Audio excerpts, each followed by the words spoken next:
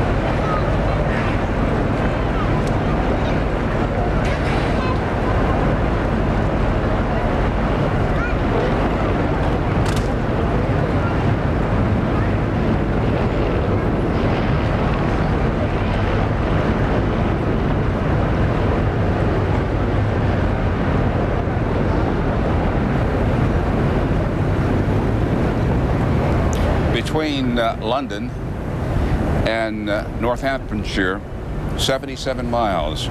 Right now, the hearse bearing the body of Diana, Princess of Wales, is in North London. And Britons who have not seen her are anxiously awaiting the hearse as it moves along rather briskly.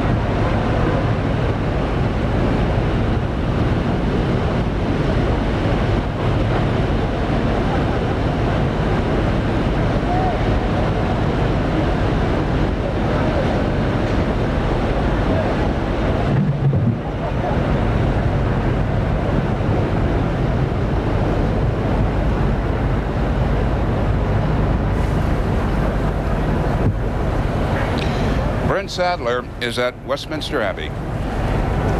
Thanks, Bernie. Well, crowds are still packed around Westminster Abbey and behind in Parliament Square, but many people are now just beginning to slowly return home. No one here could fail to be moved by what they've seen and heard. It was Diana's brother, the Earl Spencer, who gave a moving, extraordinary and courageous tribute to his sister. The Earl touched the raw nerve of the nation and hit on the moral standards of a tabloid press obsessed with Diana throughout her lifetime. The Earl pledged that his family would work tirelessly to help protect Diana's sons, William and Harry, from the kind of media exposure to which their mother faced and endured. The crowds around the Abbey applauded, and they again showed their support when the Earl promised that the Spencer family would spare no efforts in helping the princes face up to life without their mother, a clear signal to the royal family that the Spencers do not want to be shut out. The funeral service and its content was more than a special event. It was an experience we all shared, deeply moving and totally unforgettable. Back to you, Bernie. Brent, as your friend and colleague, I know you read people very, very well. The contrasts on the faces of the mourners and indeed their body English as they entered Westminster Abbey and as they left. We saw outside the Abbey while the service was going on, people openly crying, sobbing, shaking with grief. Some people have brought hymn sheets with them and sang along to the hymns, and sang along particularly to the new version of Candle in the Wing, which was sung by Elton John. The scenes around the Abbey were just unforgettable. People stood, watched, listened intently, but it was Earl Spencer's moving tribute to Princess Diana that really did seem to shake up the crowd here, and that's why we saw the responses that we did. Bernie. Thank you, Brent Sadler.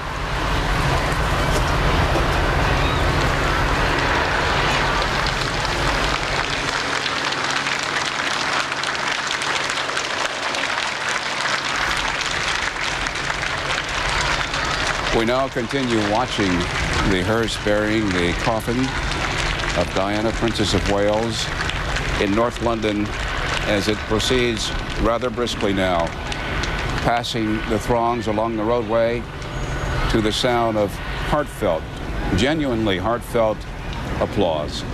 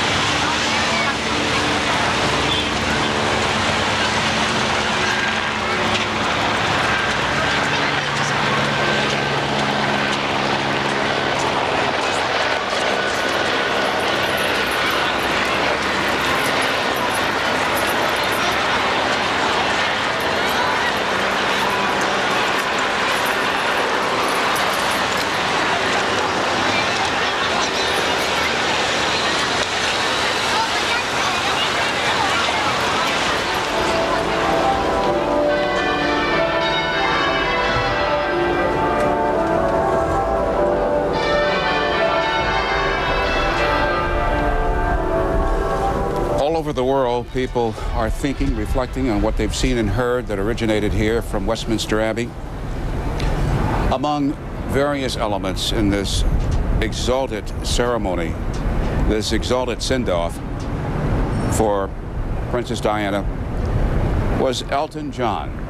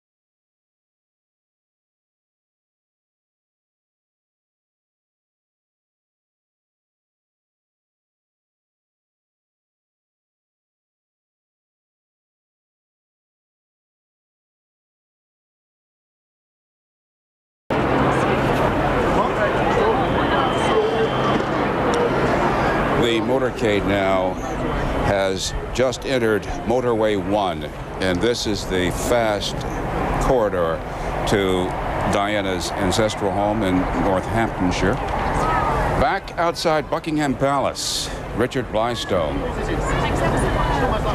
Hello, Bernie, and here with a bunch of red roses. Two Californians here for the funeral. Karen Stockman on your right and Lori Dalton, her daughter, on her left. That song we've just been hearing on CNN, you haven't, but you heard it earlier, Candle in the Wind. What do you think of that? It really touched me. I remember Elton John from many years ago when my daughter went to his concert in Los Angeles, and it touched me that this was about Diana, and my daughter's the same age as Diana. Lori, what is your reading?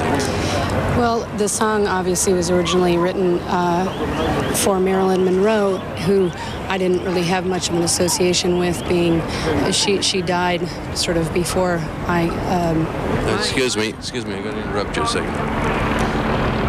My apology, Richard. I just wanted to tell our viewers that the cortege stopped briefly to clear from the windshield flowers, however lovingly thrown, which were obstructing the driver's vision. And police authorities along M1 for days have been saying they hope two things would not happen this afternoon. One, that people on the overpasses would not toss flowers, and two, that people in the opposite lane would not stop and turn and look at the cortege as it goes by. Richard, back to you outside Buckingham Palace. Thanks, Bernie. Lori, you were saying, well, you were not the generation of Marilyn Monroe when that song was written.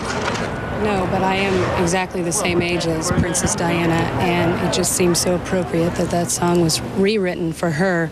And I think for me that was probably the most moving part of this service today. And it's just been fantastic to be here in a sad, ironic way to participate in this event that's probably the event of the century. Let's move on to the left. Diane Davidson, you're a Briton. That's right. What did having that kind of a song in a service like that mean to you? Do you think it was appropriate? Is it the kind of thing perhaps that the royal family should be doing to update its image these days? I feel it was certainly very appropriate to Diana. Somehow it was very ironic standing in front of Buckingham Palace with the sun shining, where normally people would have happy smiling faces, and yet of course everybody was just moved to tears when that song came on. Even myself, the tears just rolled down our cheeks. Do you feel that this day did for you what you hoped it would do? I think so. I actually live in Germany, so I've been following it on the international news, and it was only actually standing here in London that it really hit me. Yeah. Thank you very much, ladies. Back to you, Bernie.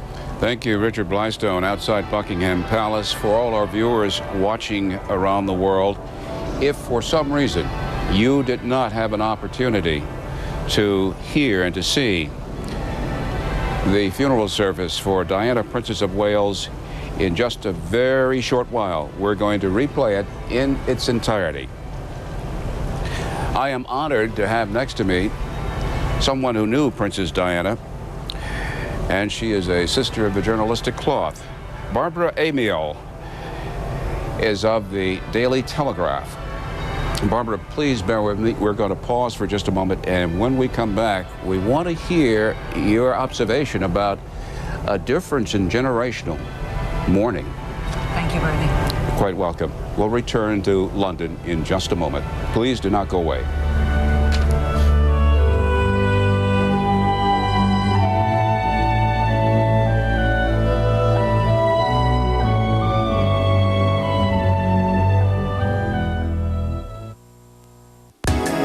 Make short work of your work with Corel WordPerfect Suite 8. Loaded with amazing integrated features like the property bar, a powerful toolbar that changes depending on the job. The shadow cursor. Start typing anywhere. Your words will stay put. Corel Central with fully integrated email, scheduling, and address book, internet browser, and much more. Corel WordPerfect Suite 8. Office Suite Excellence. It's fall, the best time to be planning your spring lawn. When you do, rely on Pennington, the people who make beautiful lawns their business. Pennington's newest lawn seed, EnviroBlend, can be easier on you and it can be easier on the environment. It's low growing, so it requires less maintenance. And Pennington's exclusive Pencoat coating makes it resistant to disease and insects. Pennington EnviroBlend, awarded the Lawn Institute's seal of approval. For your lawn, depend on Pennington EnviroBlend and new Enviro Shade. When you have heart disease, you have heart disease for the rest of your life. What you want to do is control blood pressure so that you don't get to the point where you have a heart attack. Blood pressure tends to increase in the morning for everyone. At my company, we have designed a little pill that you take the night before that is actually a micro-engineered osmotic pump. This pill will deliver the drug 5 to 6 hours after it's been taken. The amazing thing is that by the time the patient wakes up, they have the right amount of medicine in their bloodstream. It's almost like this little pill can tell time. What we're trying to do is get more drug where it needs to be, when it needs to be, and make the patient's life more convenient. When I'm working on a program with my team at work and we're making progress on something that's going to have an impact on patients' lives, it's the most wonderful feeling that there is.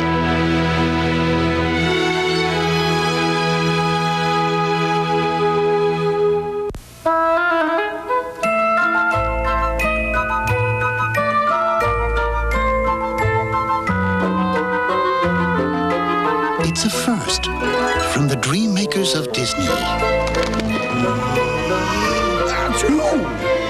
Introducing Disney Cruise Line. Imagine combining a Walt Disney World vacation with a magic voyage to our own island in the Bahamas. Call and discover uncharted magic.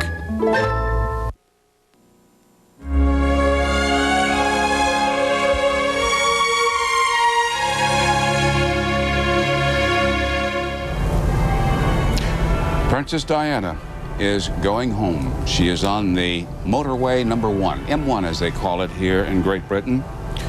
Someone who knows her very well, and I use the present tense intentionally, is Barbara Amiel of the Daily Telegraph. You said as you sat down that there is a difference in the way generations mourn.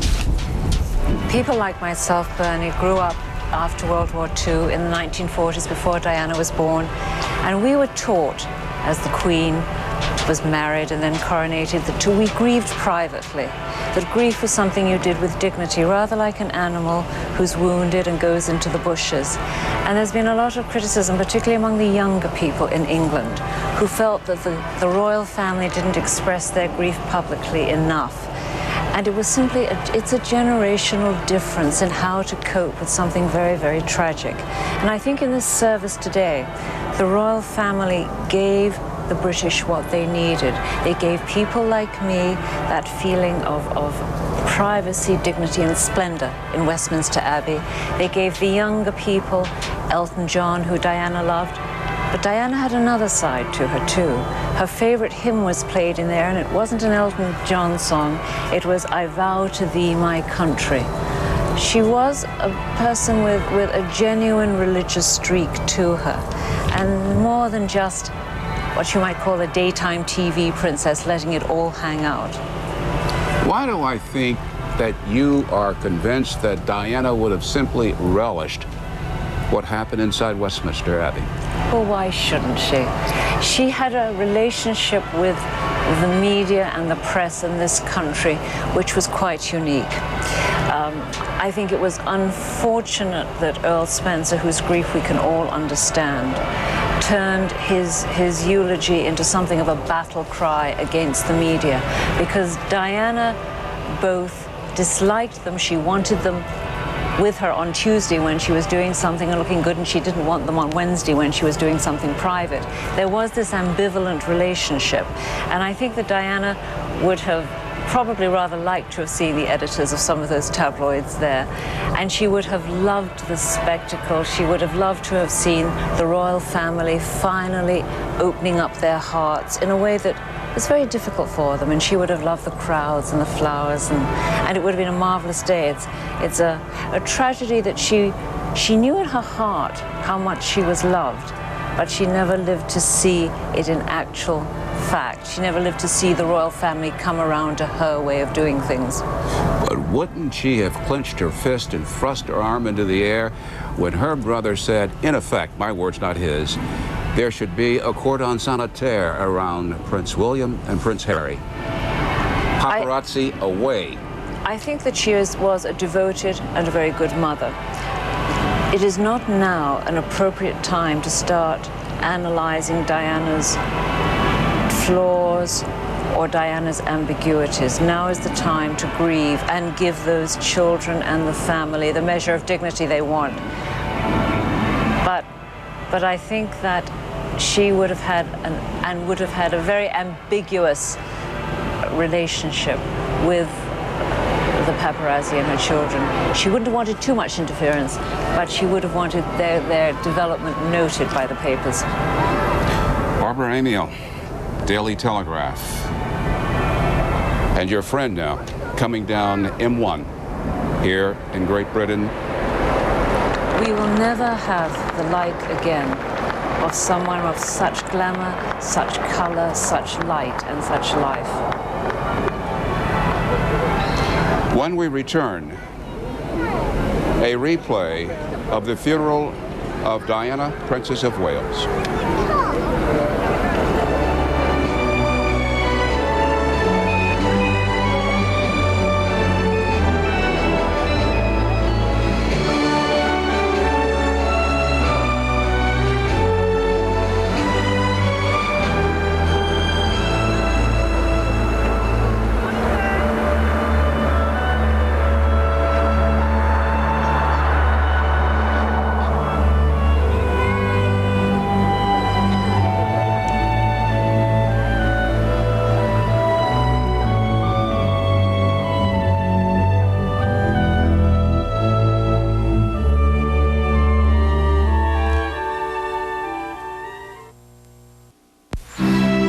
So it's true, isn't it?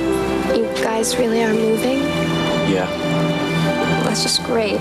Listen, they have to sell the house first. So? Well, selling a house takes time. We'll at least have the whole summer together. You think?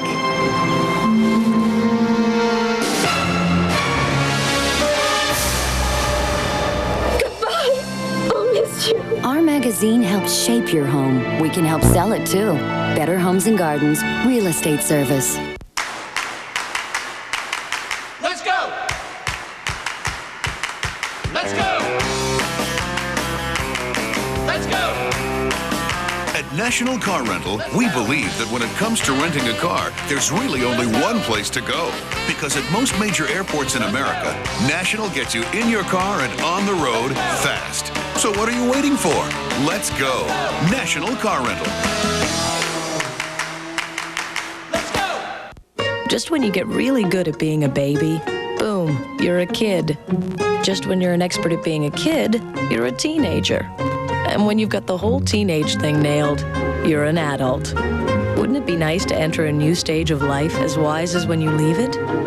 A money agent can help you make the right financial moves now. Because with time, we all get wiser. The trick is to get smart early enough to do you some good. Summer's great at Ramada. I love this guy. Shh. Stay 5 nights and we'll send you one of 30 videos from 20th Century Fox free.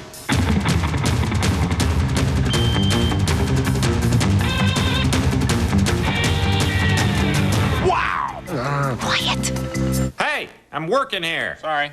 Get a great room and a 20th Century Fox video. Call 1-800-2-RAMADA. All things being equal, We're better. you got it, big guy.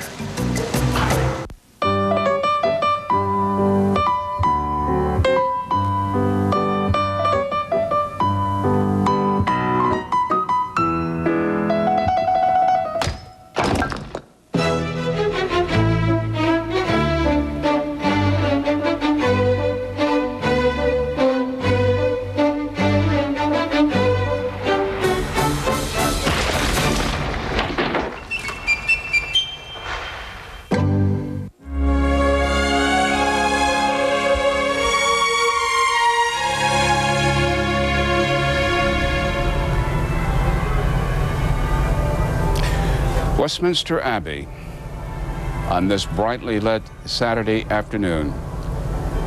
After the funeral services here, as we speak, the hearse carrying the coffin of Diana, Princess of Wales, is moving up M1, going to Northamptonshire, her ancestral home. There are so utterly many pictures to remember. One in particular, you'll recall as the cortege was moving past Buckingham Palace. At one point we saw Princess William, Princess Harry, in the middle, Diana's brother, Charles, the 9th Earl Spencer, moving behind the coffin, as well as Prince Charles and his father, Prince Charles, the Duke of Edinburgh. Here now, a replay of the funeral.